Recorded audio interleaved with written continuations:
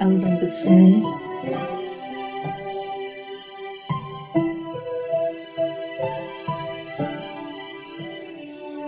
And my sister was one of the hostages in school number 1.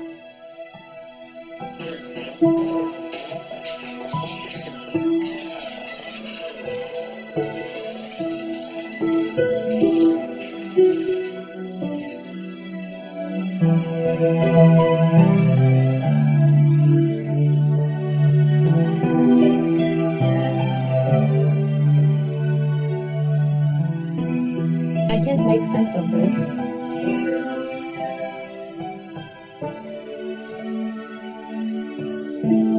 More than 330 people died at this school,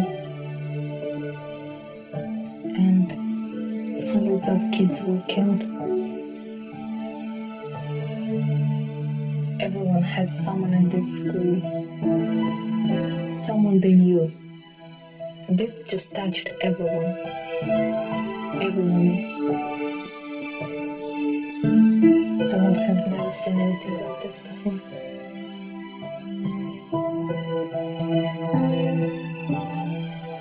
That's Russia 9/11.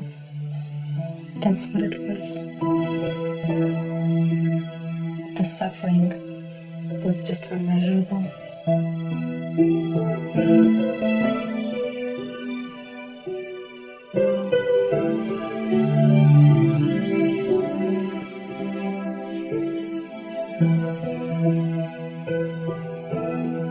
I was thinking of those people who could do this, and I couldn't find the answer why did they do it. Why? I still can't find an answer. Why?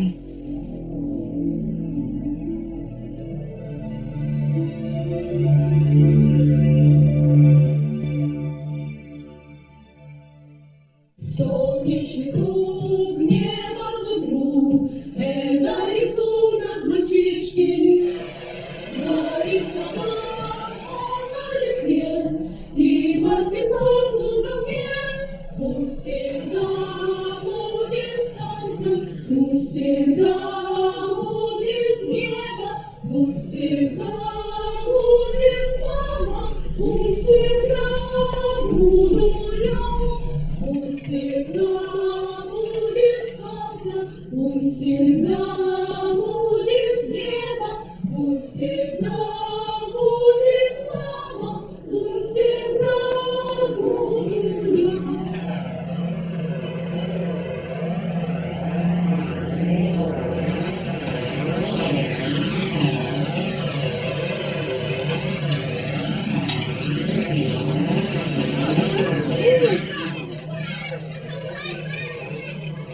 Beslan was a really friendly place. Our town was like really special from others. Они вот сейчас продвигаются вперед такими мелкими. That even big, so everyone knows each other. And that's like really nice place to live in, because there are so many nationalities and religions, and we're all been so friendly to each other. Техники удар, штанга, боже мой! It was really a happy place.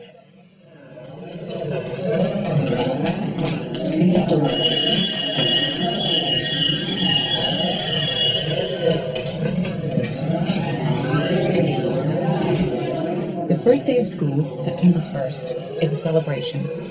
It's called the Day of Knowledge. Across Russia, parents come with their children, bringing balloons and gifts for the teachers.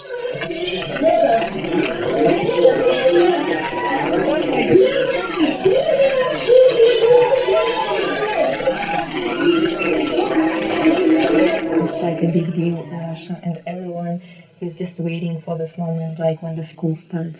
There's also a big holiday for kids who go to school first time in their life.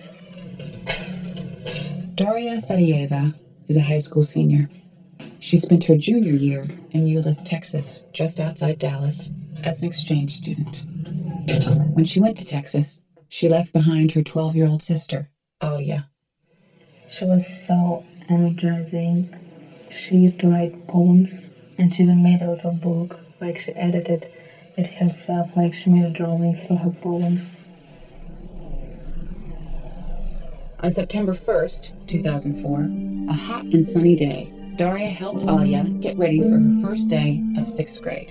She was so excited to see her friends and to see her classmates. All summer we were just preparing for this day.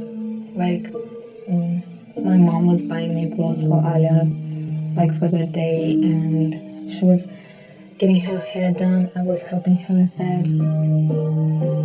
She was beautiful. I told her that I would see her after, and I remember her walking downstairs, and she went to school alone by herself. Alia was heading to Beslan's school number 1. The school has been here for more than 100 years. Classes include the 1st through 11th grades, with nearly 900 students.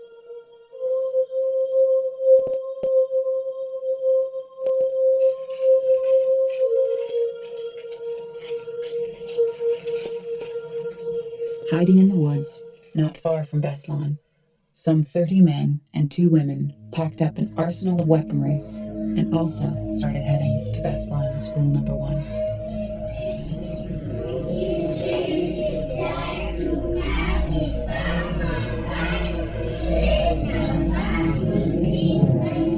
We prepared songs about childhood ending, and a new stage of life beginning. And at the start of this song, the children were supposed to enter the school.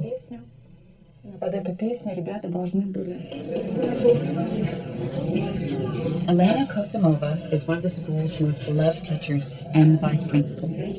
She was in charge of the opening day ceremonies every year. Her own 9-year-old son, Timur, was beginning the 3rd grade. We prepared for the Day of Knowledge thoroughly because 1st graders are coming to school for the first time, and they will remember this day forever. One of those 1st graders was Alana Zandarova. It was the first time she had ever set foot inside a school.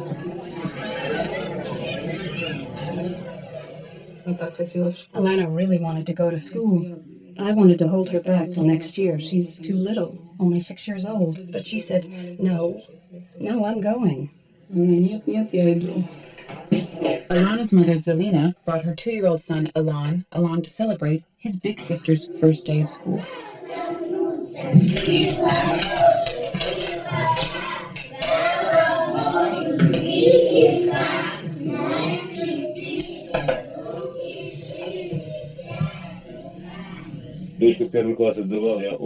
My wife and I were very anxious, and my hands were shaking with joy, because my little girl is starting school. Sergei Ermanov's daughter, who was also named Zelina, was excited as she headed to the ceremony. My daughter was coming out of the school with her best friend. Their birthdays were just 5 days apart. And they were carrying a poster that said, "First time to 1st grade." And they had balloons in their hands. And I took their picture. While children gathered with their parents, a large truck pulled up to this entrance of Beslan school number 1. It was about 9:20 in the morning. In this home video, we see the children just before the ceremonies begin.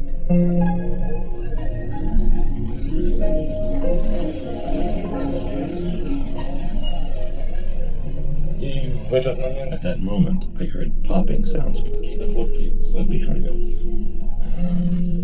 Heavily armed men and women with guns, grenades, and bombs entered the school through this door, pushing parents, students, and teachers inside.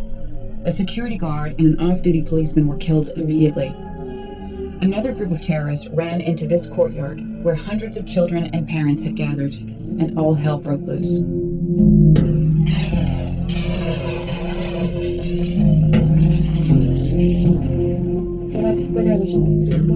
It was chaotic shooting. They were shooting in the air. When we were running towards the gym, they were shooting in the ground. I can't say that they were shooting at people because I didn't see it. There was terrible, terrible panic all around. The shooting was intense.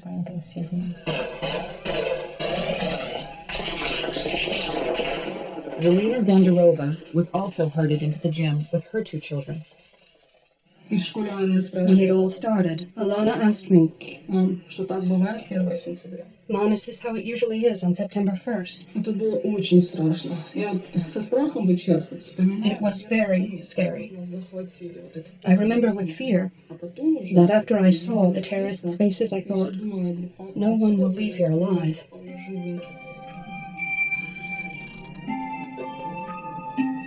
Многие дети, почти все старшеклассники, 11 класс, они успели убежать Almost all the students from the upper grades managed to run away в школу. Ближе всего к выходу они. because for the ceremony they line up by the school gate. 11-классники практически все, за исключением некоторых более младшие ученики, которые It was the younger students who couldn't get away.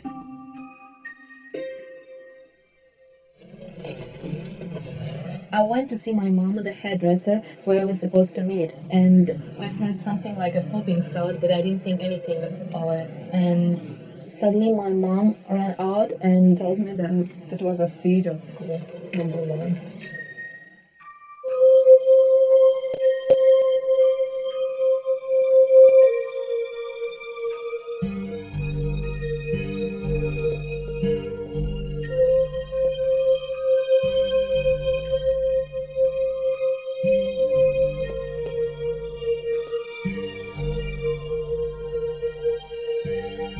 Они меня затолкали сразу в школу. They pushed me inside the school, Сразу в школу. and they started chasing the children. I was trying to help children escape by breaking windows and pushing children outside. Как меня гнали, так. I remember pushing my brother's wife out through a window. После этого нас погнали в спортзал. Then they forced us into the gym. My wife was with me, В этой группе людей. but we couldn't find our daughter.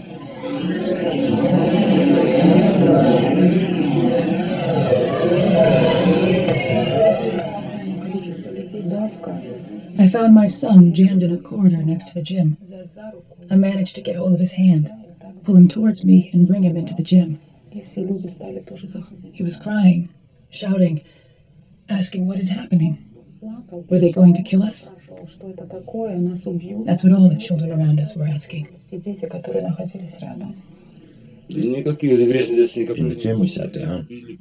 They were rough with us, pushing us with the butts of their rifles. They announced that we were all hostages. Вот посчитали мы приблизительно. I saw about 16 people, including 2 women suicide bombers. Я видела около 6 These were the people that entered the gym and guarded us. шахидки. То есть То, что им повторяли постоянно, They kept talking about death, saying that nobody will leave alive. We came here to die, they said, Вы умрете. and you will die with us.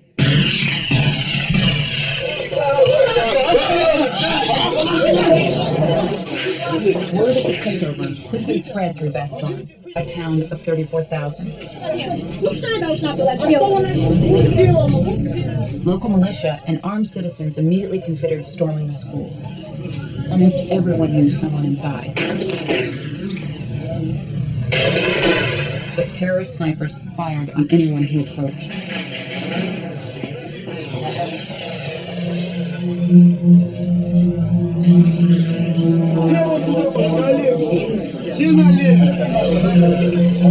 Daria Fageva ran towards the school with her mother.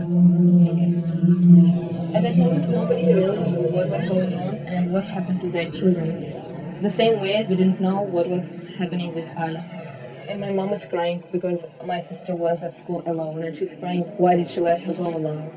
And like a lot of times I was thinking that I should be with her. That's what I was thinking. And like if they would let me go instead of her, I would go.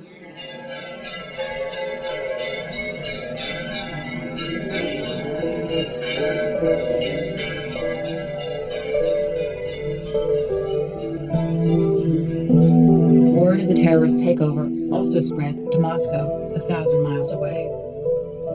My name is Dmitry Belekov. I'm a freelance photojournalist. It was also a very important day for me. I've taken my own son into school, and at the moment when I was standing together with my wife in the schoolyard of my school in Moscow, I received a phone call.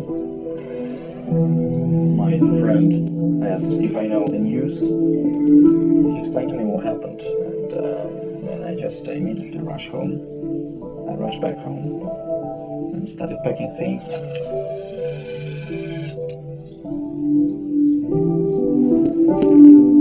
I get into this airport. It was a plane full of journalists from all around the world. I think that no one can understand how is it possible to take children hostages.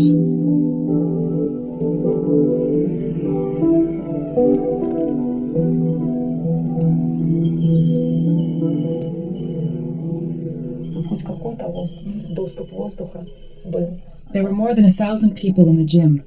The heat outside was reaching 100 degrees. The heat inside the gym was horrible. We were practically lying and sitting on top of each other.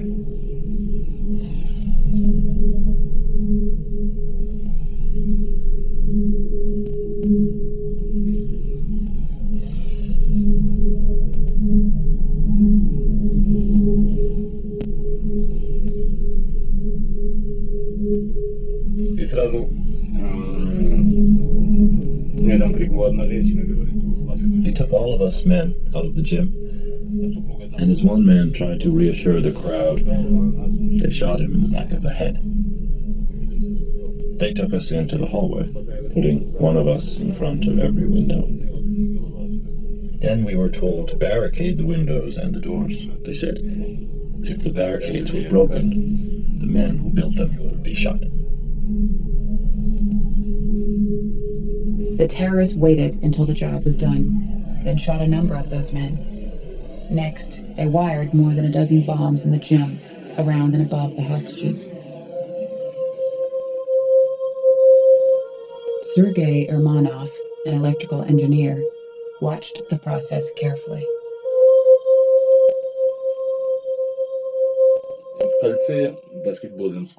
In the basketball hoop, there were 3 bombs taped up, and one up on the backboard, with wires leading to 2 more.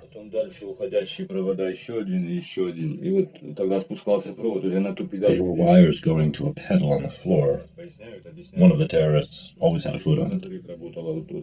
Detonation would occur if he took his foot off.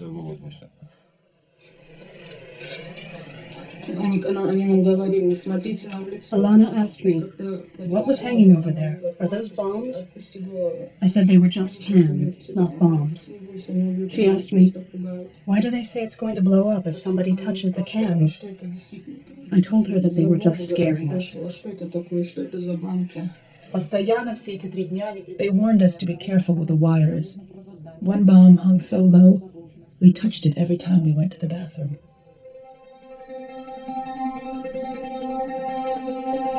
Once the bombs were set and the building secured, the terrorists sent out a note naming 4 government officials they would negotiate with. They also sent this threat: wound one of us, we shoot 20 hostages. Kill one of us, we shoot 50.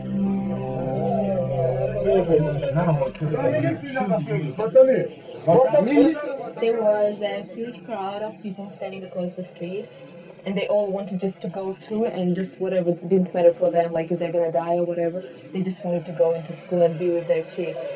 And we couldn't go any further because we were stopped by the army tank that was standing on this corner.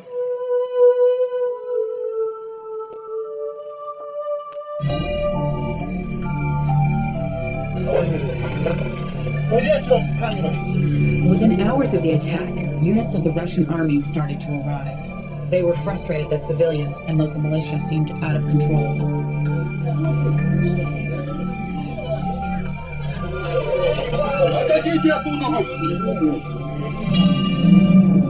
Parents, family members, and the entire town were desperate for news. We just had to wait, and we couldn't do anything else. And that was just killing us. Like, I thought it was like a nightmare. Information was scarce and at times stunningly inaccurate. На этот час в этих списках 354 человека. Everyone in the crowd knew officials were lying. It seems the Russian government was trying to minimize the crisis. I was absolutely sure there was more than 1,000. Even counting relatives of people who've been waiting, that couldn't be possible. 354. In fact, there were nearly 1,200 hostages in the school. If there was doubt about the number of hostages, there was no doubt about the hostage takers. Everyone knew they were Chechens. They were telling us that they were fed up with the war in Chechnya.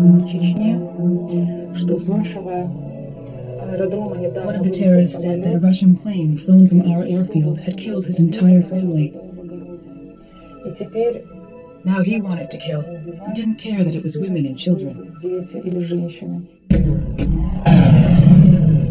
Chechnya is a neighboring republic about the size of Connecticut that has been in a war for independence from Russia for years. The Russians have fought a bitter war, taking heavy casualties to maintain control over the mostly Muslim republic. Tens of thousands of Chechens, including thousands of children, have been killed.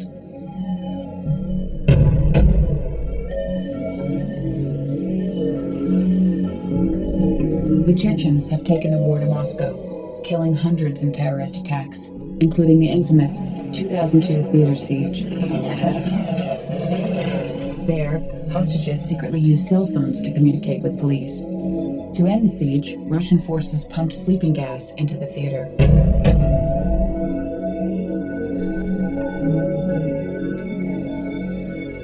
More than 30 terrorists died, but so did 130 hostages.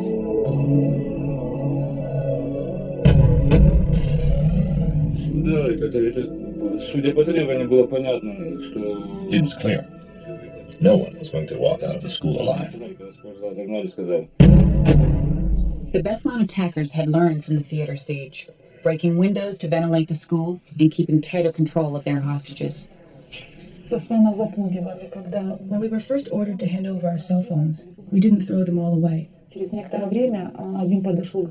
knew not all the phones had been turned in and said, if we find a phone on anyone, we will shoot them, and shoot 20 others too. And then more phones were surrendered.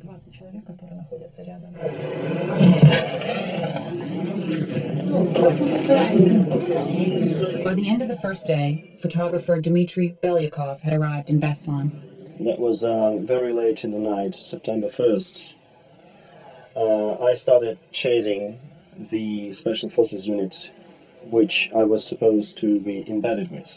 He found the Spetsnaz, Special Forces troops he was looking for. Belyakov knew these men from covering the war in Chechnya. As I was waiting for them, I was, running through my pictures of my wife and my son on this little display of a digital camera. And it was a little bit mad situation because just behind the wall there's a siege. And I just was thinking, what would I do in such a situation? I don't know.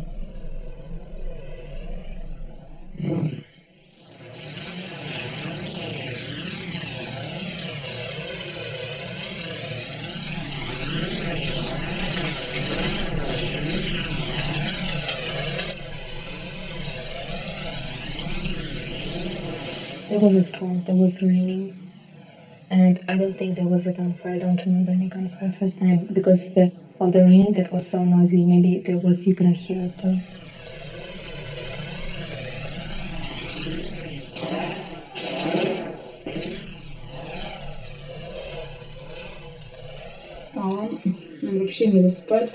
When the children fell asleep, there would be some gunshots occasionally, which made them shudder. They asked me if someone had been killed. I said no. Then why did they shoot? I said sleep, and don't be afraid. We thought that that's just not normal to do this kind of things to kids, so we still hope that they will just realize what they're doing and let kids home. During that first night on the streets of Beslan, there was still hope. But inside school number 1, the hostages believed the terrorists planned to kill them all. I was thinking about one thing. Let the end come soon.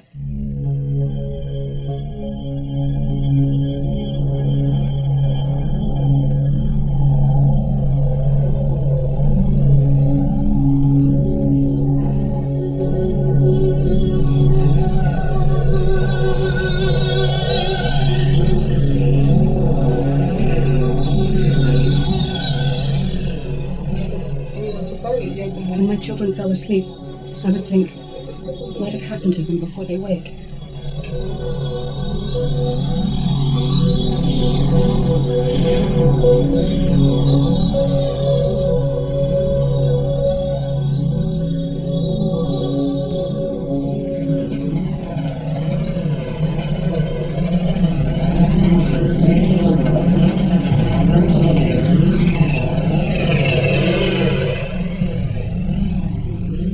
It was September 2nd when I found these guys from Spetsnaz I wanted to be with.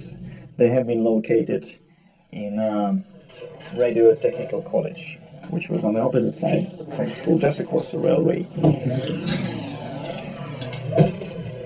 One is a captain, the other a sniper. Two soldiers from Russia's special forces, Spetsnaz. Their identities must be kept hidden. The terrorists were shooting sporadically.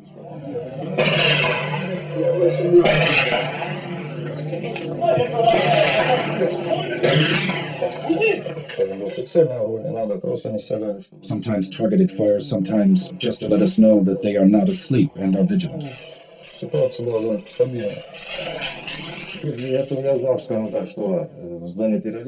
I knew there were at least 20 terrorists, snipers and some with machine guns, and that there were many, many hostages.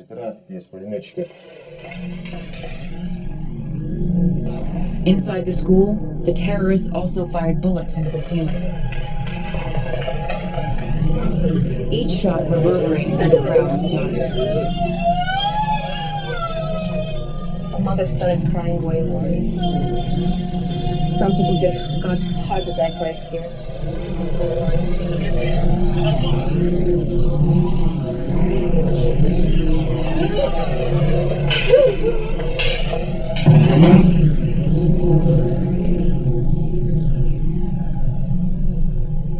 Lydia Salgeva was celebrating her 24th year as the school's principal. From the beginning, she tried to reason with the terrorists. They said, our demands have to be met, and then we'll leave and not kill anyone. I said, what are your demands? They said, they have to take the troops out of Chechnya. So who were these terrorists? A dramatic videotape surfaced exposing an unseen side of the story. It's a tape that begins on the morning of September 1st in the home of Oksana Zaporova. This is her 7-year-old daughter, Linda. Linda was going to the first grade, and my husband wanted to videotape her going to school for the first time. And videotape her friends, too.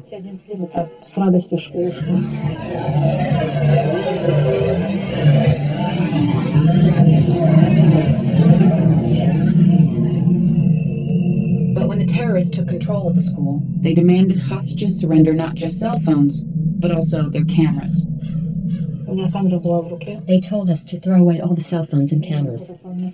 My husband, Aslan, took the camera and threw it in the pile.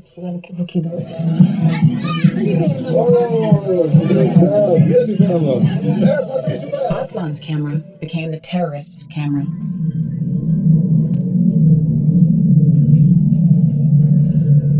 After the siege ended, the lost tape was discovered in the rubble, not by Russian investigators, but by local teenagers. What is revealed is a look inside the school through the terrorists' eyes. This is Beslan Kuchbarov. Survivors say he was called the Colonel and seemed to be in charge.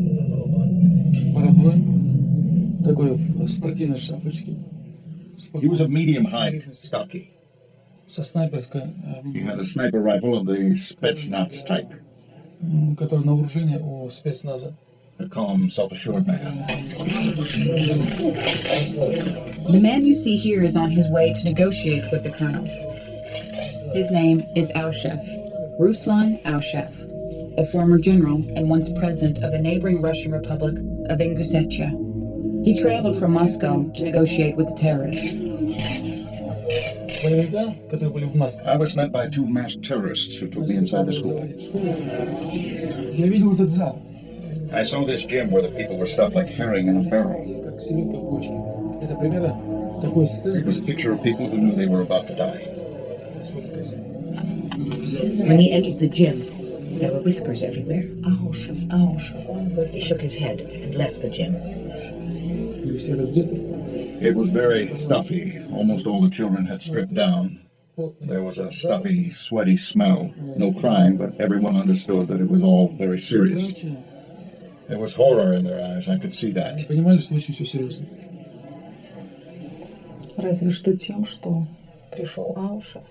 He came in, looked at us, he said, "I got it," and then he walked out.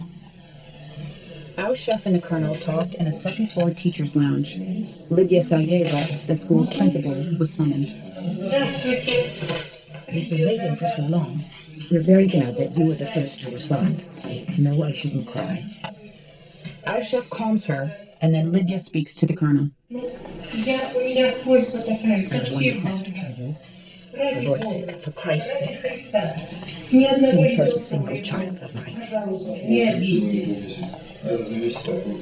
The terrorist leader told Al-Shaf he was willing to negotiate for release of the hostages. He pulled out a piece of graph paper and showed me their demands. There were 7 or 8. The main one was to stop the war in Chechnya. It was a letter to President Putin from Shamil Basayev. Shamil Basayev, the most wanted man in Russia. He is the acknowledged leader of Chechen terrorists, the man behind the Moscow theater siege and so many acts of terror. The Russian government has put a $10 million bounty on his head. This video shows Basayev planning with the Beslan terrorists weeks before the attack on the school. I've heard that on this Chechen website, Basayev said that he personally did it. Well, what kind of scum is he, you know?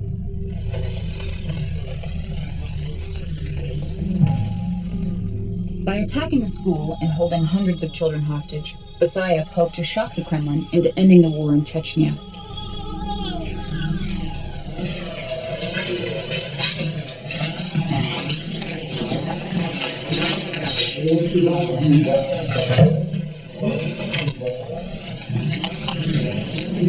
On sound tape, Al-Shaf is given a tour by the colonel.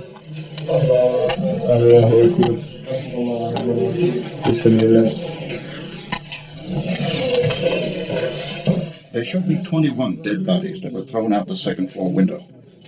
These people were killed during the initial takeover of the school.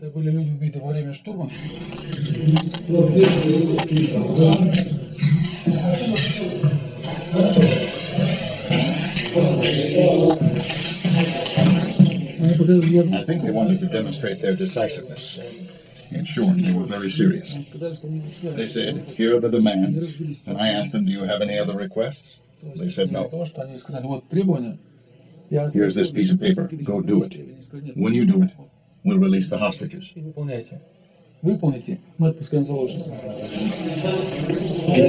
But before he left, Al-Shaf was able to convince the colonel to release some hostages.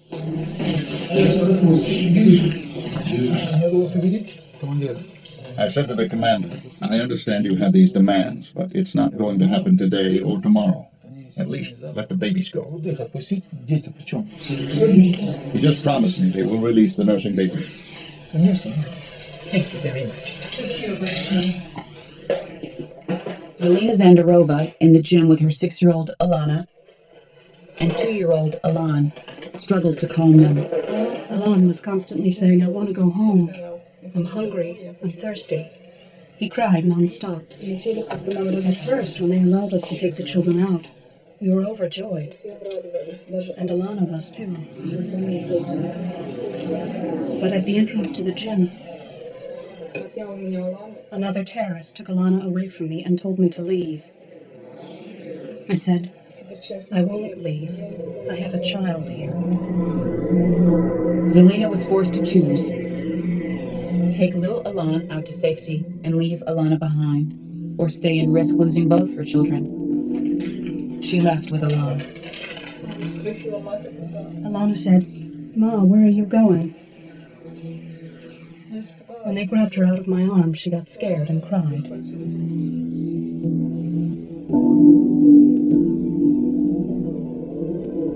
One by one, this procession of distraught mothers left the building. This is Alina with Elan.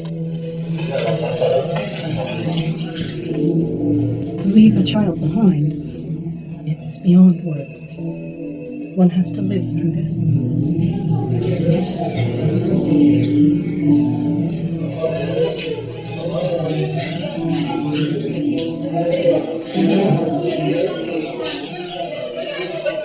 Most of these mothers were leaving an older child behind.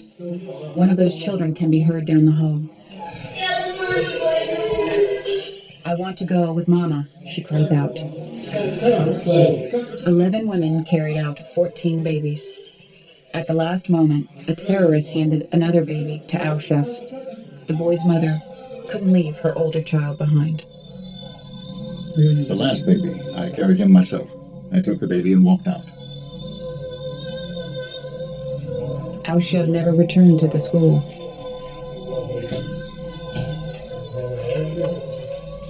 He was the only government official to meet face-to-face with the terrorists.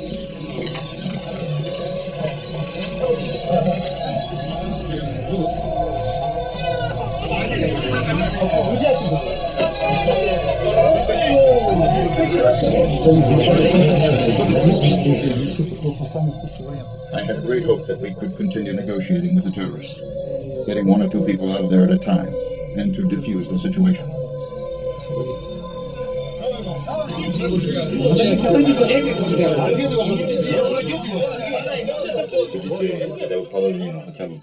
Everything changed after Aushef left.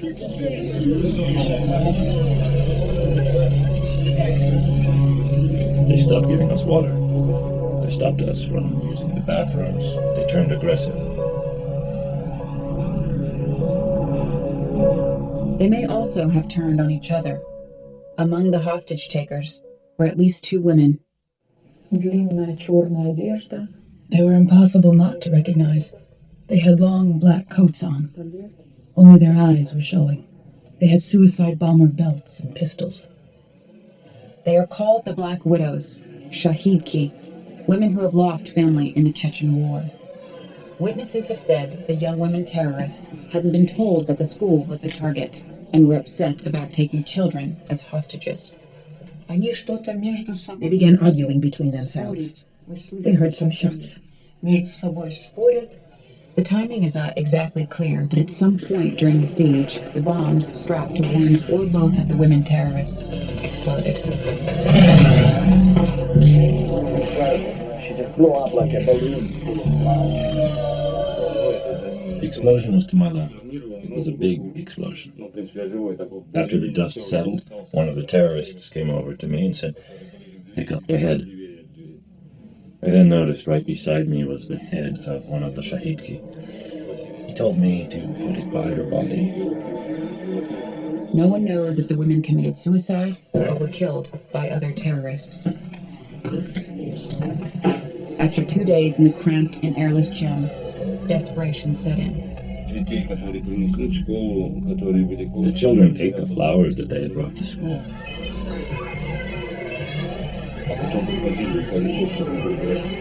Always sharing with each other.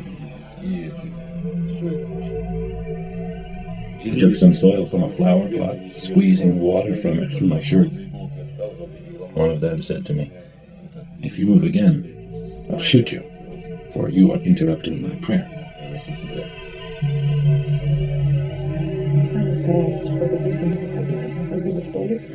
When they quit letting us go to the bathroom, they threw some empty plastic bottles for the boys to pee in. And the girls went and spread out clothes. The children and adults couldn't stand it any longer without water. Some started drinking urine. I felt nauseous and was almost fainting. When I thought I was ready to drink it too, I told my son, "I could drink yours." He did not believe me. "Are you really going to drink it, Mom?" I said, "I will." I began drinking from a bottle he had used, covering my nose with my hand. He was looking at me and then said, "Mom, leave the last sip for me."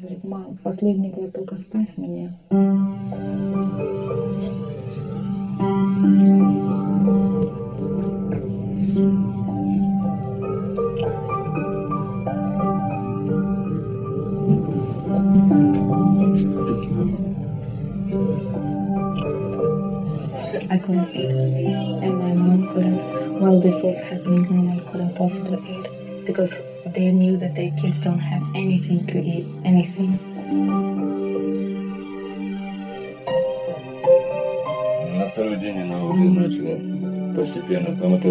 I was with my wife, my daughter, my sister, and my nieces. The youngest niece was diabetic. And the second day, she was close to a coma and couldn't talk. She died the second night.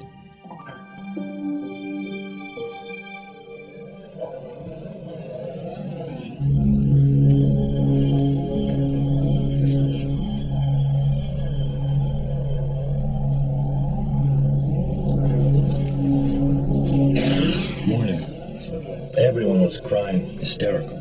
On the morning of September 3rd, the terrorists put me down on my knees in the gym and said that if I didn't calm down the crowd, they would shoot me.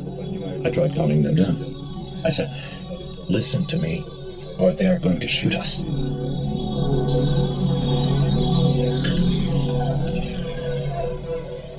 I remember morning of September 3rd, it's like something in the air, and we felt that something has to happen.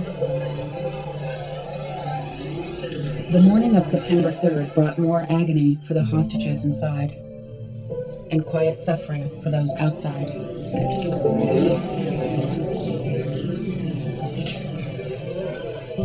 We couldn't do absolutely anything, just feel helpless, and you start thinking how helpless people inside of school are.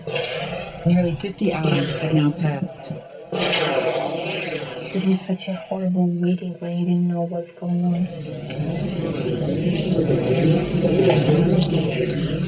I was even thinking that if the children won't be free, their mothers themselves will go to school no matter what happens to them. Because mothers were thinking their children are starving and don't have any water.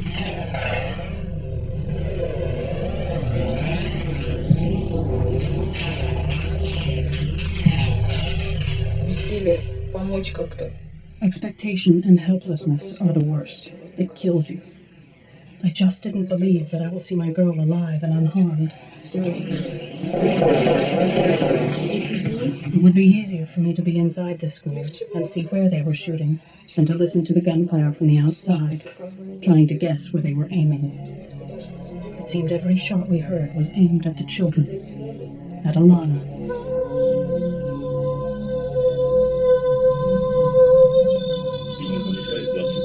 I wish they did shoot me.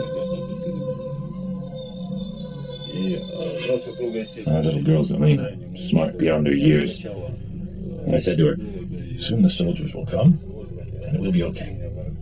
My wife saw me about to pass out. My wife is from God. She's my other half. She took a book and fanned it over us. The Spetsnaz held their fire, getting ready for a possible assault on the school. We took our positions, got organized, established communications. Everyone felt a lot of responsibility. We were positioned 50 meters from the school.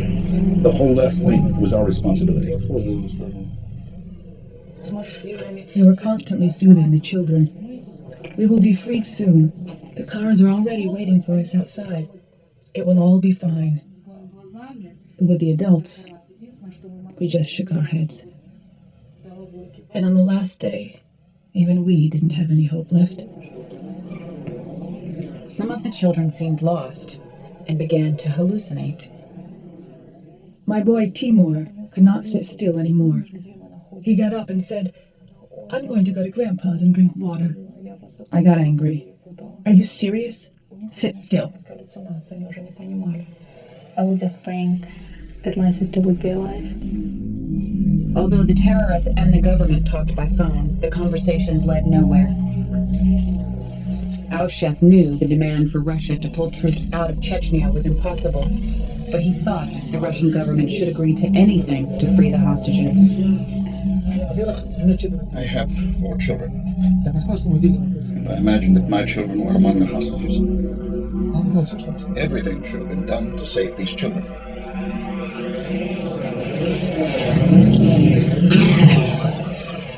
Now in the 3rd day, Hundreds of children were suffering from severe dehydration.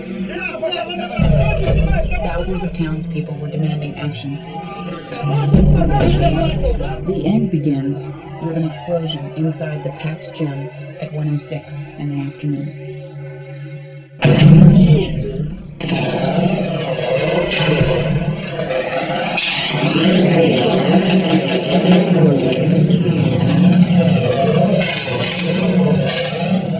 And the explosion came out of the blue.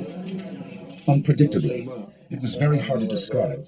In the first minute, everyone was in shock. Within seconds, some hostages escaped.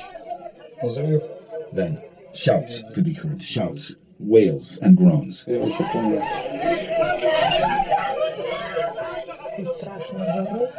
We felt as if fire was poured all over us. We felt ourselves thrown against the wall. I fell on a body. We all felt as if we were on fire. So enormous was the heat that engulfed us. I checked my arms and legs. It seemed incredible that after such an explosion, they would still be in place. Moments later, a furious gun battle erupted. From the balcony, Beslan's troops joined the fight. Opened fire. They started firing at school.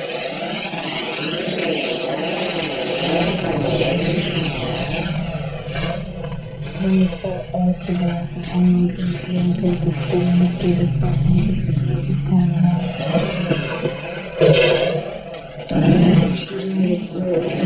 I thought it was just another explosion. When I heard them shooting, I figured something extraordinary was going on. I prayed to God for the children to stay alive, because only God could help them now. But the fight was complicated by dozens of armed citizens also trying to kill terrorists.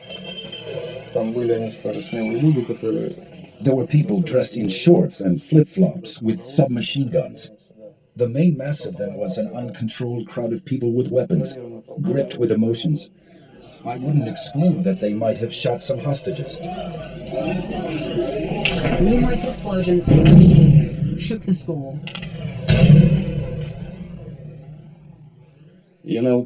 My daughter didn't have a scratch on her. She asked me if Mommy was dead. I laid my dead wife on her back. I saw two large dead women lying at an angle. And I tucked my daughter under them and lay on top of her, shielding her from subsequent explosions. Heavenly kingdom to these women. After the explosions, there was a pile of dead children's bodies, and then complete silence.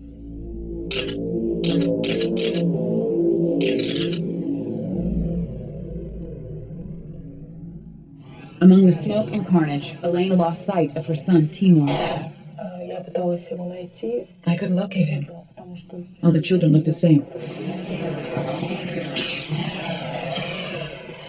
I got up, all covered in blood from my legs. My daughter was soaked in my blood. I lifted my daughter, stepped over her guts, legs, bodies. Then my daughter saw it all, and I covered her face with my jacket to prevent her from seeing more. So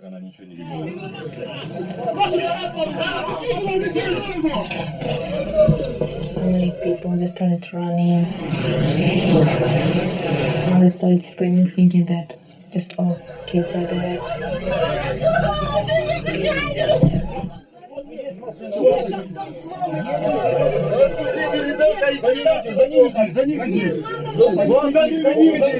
Stripped to their underwear because of the unbearable heat, those children who could ran.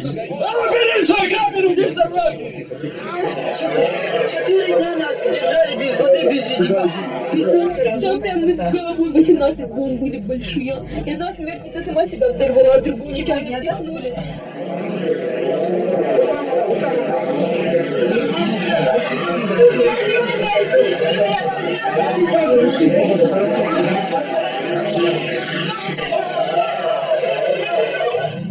Я окна выбивал уже, когда мы убежали. Люди не могли быть окна, выбивали.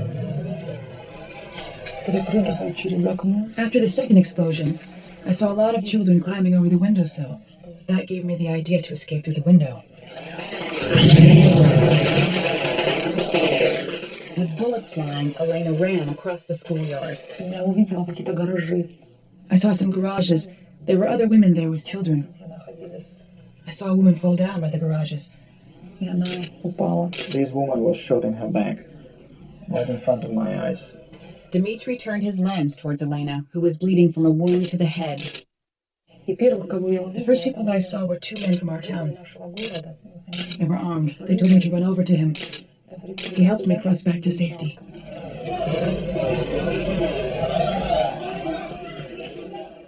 Still trapped inside, Sergei and his daughter were ordered to move to the cafeteria. And I went through the mess.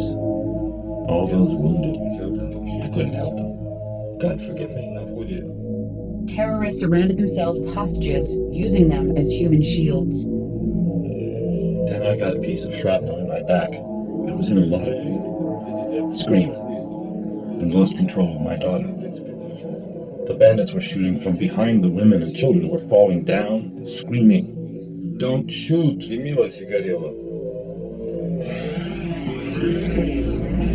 Spetsnaz troops started moving into the school. My job was to give them cover. The battle for Beslan School Number 1 went on for hour after hour after hour. It was just so long.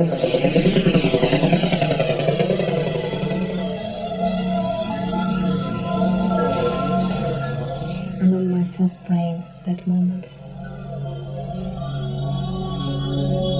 And I remember all this noise and everything like around me, everywhere.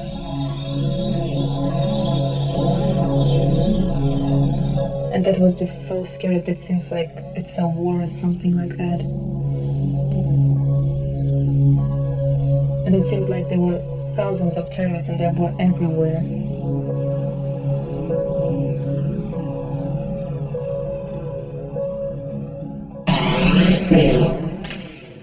Amid the chaos, Dmitri shot this series of pictures. And you can see here, nobody's moving. Looks like everyone is dead. And there was a silhouette of a child. The young girl pulled herself up and climbed back into the gym. She should run away. She should just go. And instead she crawled back. And then there was a third explosion, and then I just put my lens down because I couldn't continue taking pictures. I thought, well, this is too much. You know, this is too much. I was sure that this is it for her. I was sure that she has perished. In a few minutes, roof collapsed.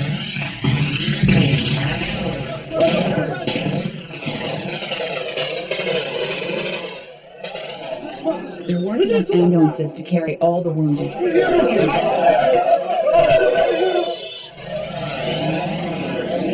Children were rushed to hospitals by family car or in loved ones' arms.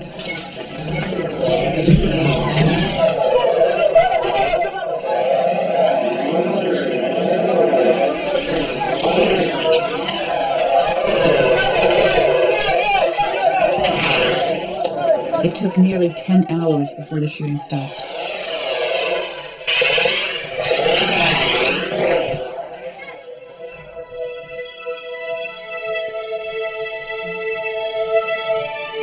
After the battle was over, there were still two bastards maneuvering here, and Spetsnaz decided not to waste their people, and they just called out for tanks, and from over there, the tank just took them out.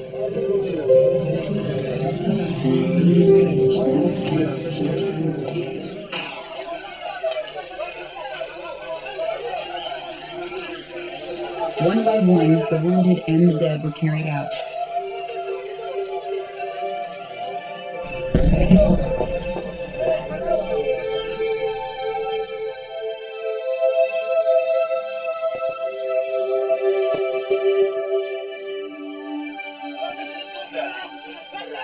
Spetsnaz soldiers lost their lives in the fight. Just beyond the school, families reunited, sometimes in joy,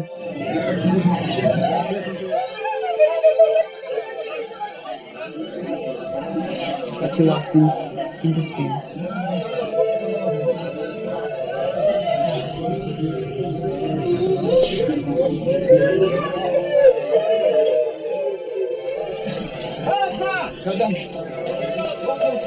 For Daria Fageva and thousands of others, a desperate search began.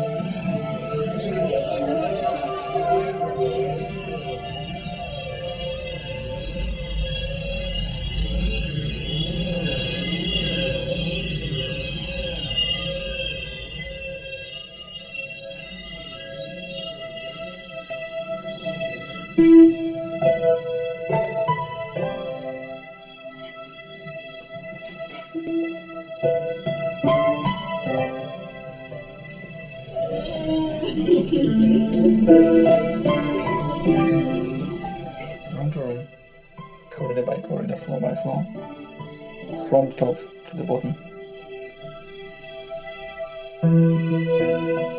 A massacre.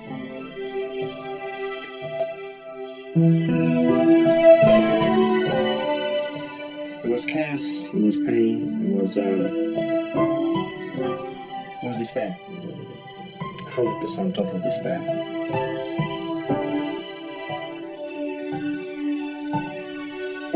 People were calling each other, have you seen my daughter, have you seen my brother? Do you know what happened to my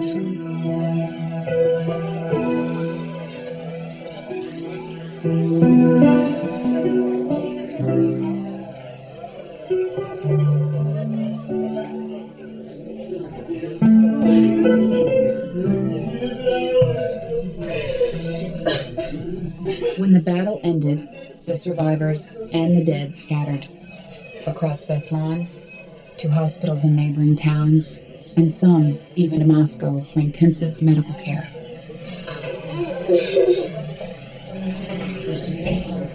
People would usually start going morgues. There was 1 or 2 morgues. So they would start from there, and they would definitely run through the hospitals, or just check anywhere for some hostages. Even they were delivered Moscow, Rostov, other places. And there was, again, a bit of chaos. Not everyone knew which hospital to search. Someone said they put Alice somewhere in the hospital, and we were looking for her, like asking doctors where could she be, and no one, like there was no anyone who knew. And then Daria's cell phone rang. Daria.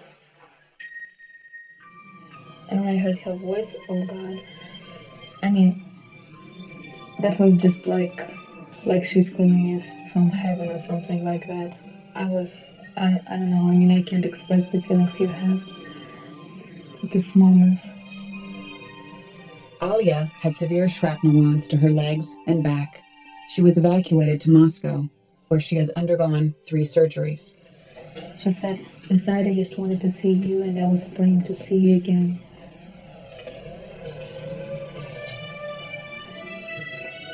Zelina went to the central hospital looking for Alana, but couldn't find her. When I broke down in tears, one of our relatives came up to me and said, "Don't cry. Why are you crying? She's alive."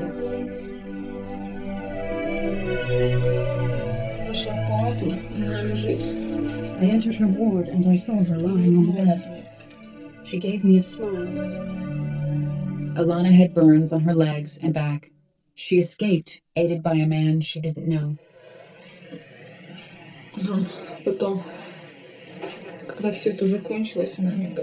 When it all ended, she said that a man, one of the terrorists, had saved her. He had told her to move because the fire was spreading.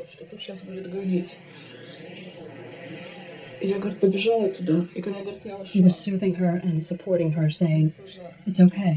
It will be over soon." Alana and her mother are sure it was this man, Nurpashi Kulayev, the only terrorist known to have survived.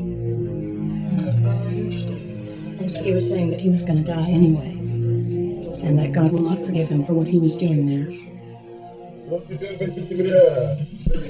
For the Zaporova family, who lost their camera to the terrorists, there was joy on the first day of school. A proud father filming his daughter. Then everything going so wrong. My husband Aslan died the first day. In fact, Oksana, his widow, believes his dead body may have been filmed with his own camera. Oksana's 2 children survived, although Linda was badly burned. And what virtually no one except her husband knew was that she was pregnant during the siege. Their son Alec was born 4 months later.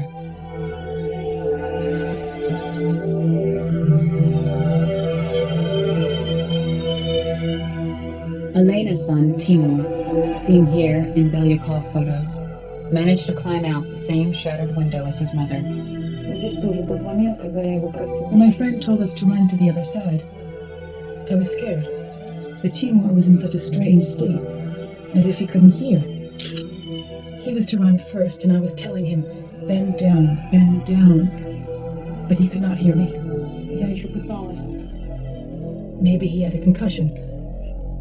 I grabbed him, trying to make him bend down and run over to the other side. Timur ran to safety, covered in blood from others in the school. His physical wounds have healed. Emotionally, he is still on the mend. The boy has grown up, but life is also more difficult for him. He's nervous. He played only with toy guns, playing war for 1 whole month. After we published these pictures, I started receiving emails from readers, and they want us to find out the truth, what happened to this particular girl. We went through morgues, hospitals, lists of people missing, killed. I made something like 100 prints. That picture where you can see her in a profile. We put the print on TV, on the local television station, and we gave it to local newspapers. Then, after an exhaustive search, Belyakov was brought to a hospital room where he was introduced to 7-year-old Aida Sidakova. I show her the picture, and I ask her, "Is it you?" She said, "Ну, конечно, это я." I said, "Of course it's me." So, "Are you sure?" And I said, "Why did you do it?" Потому что я искала мою маму, because I was looking for my mama. Aida's mother did survive. Well, I had a state of tear. And I felt myself very, very happy. I took her arm, her little arm, and I kissed it. I was very, very happy. At the end of the battle for school number 1, Sergei Urmanov was fighting for life. His own and his daughter's. As I was carrying her, I fell several times. My daughter asked me, "Daddy, why are you falling all the time?" She was such a chatterbox. But as long as we were together, she didn't worry about anything. She trusted in me 1,000,000%. She knew that as long as I'm near, all would be fine. But after an explosion, Sergei and his daughter were separated. She was shot and died. He also lost his sister, 3 nieces, and his wife.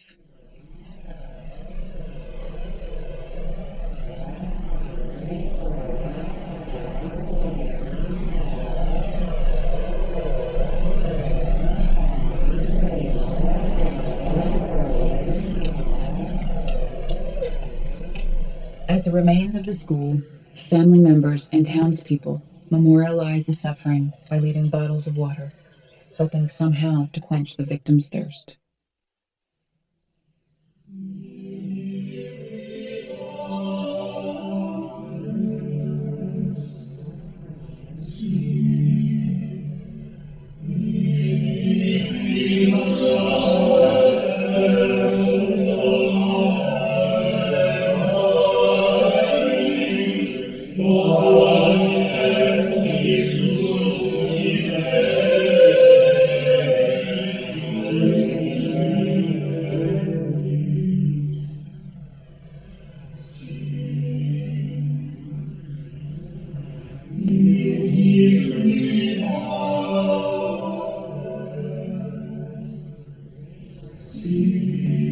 The final toll was cruel. Of nearly 1,200 hostages, 331 died. 176 of them children. More than 500 others were wounded. 26 children are now orphans.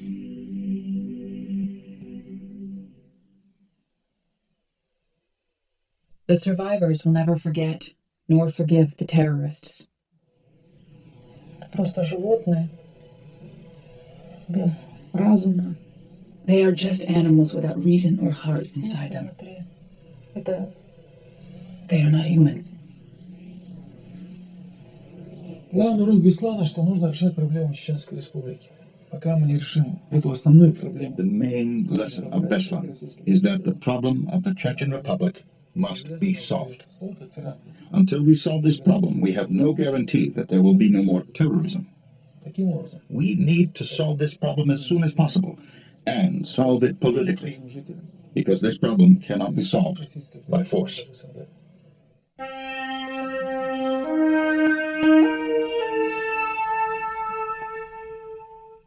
Russian President Vladimir Putin flew down to the area the day after the siege ended.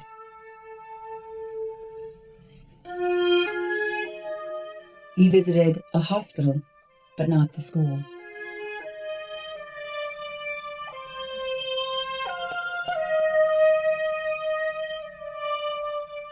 It is said the visit was so short, the engines on his plane were kept running.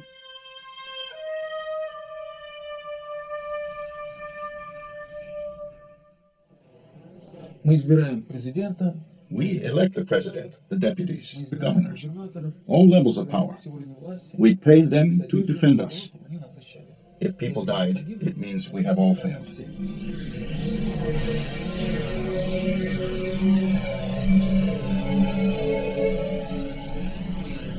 Today in Beslan, there is anger towards the terrorists, but also toward the government. Was their government incapable, or worse, unwilling to save their children?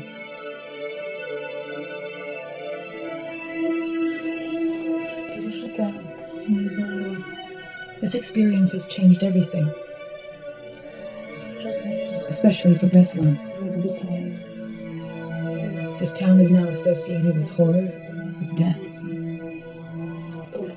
And it's very hard to live after all this. только со смертью. And it's going to get harder. И, конечно,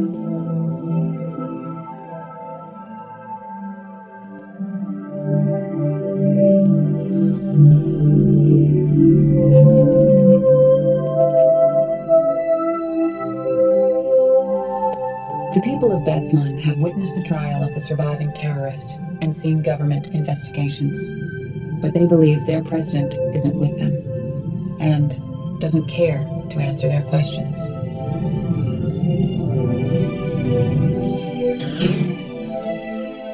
After being separated for months, Daria traveled to Moscow to see her little sister.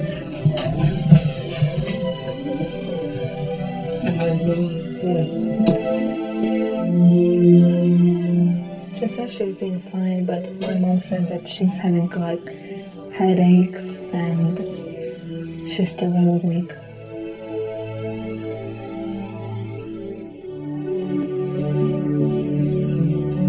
She grew up. She became a really different person than she used to be.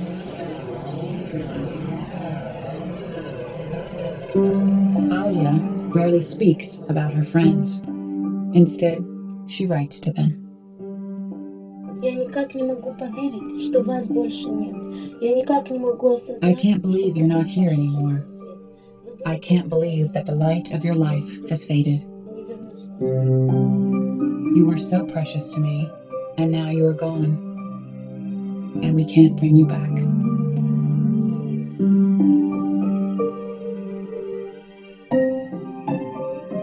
Неужели вас больше нет? How can it be true that you are really gone? I can't believe it. Было так мало лет. Because you were so young, you could live on, bringing joy and happiness to those closest to you. You really could. И не могу я теперь And now we can't bring you back, and I cannot fall asleep. You're in front of me, with a smile on your face. And now I have this unbearable heartache and a wounded soul. And now I have this unbearable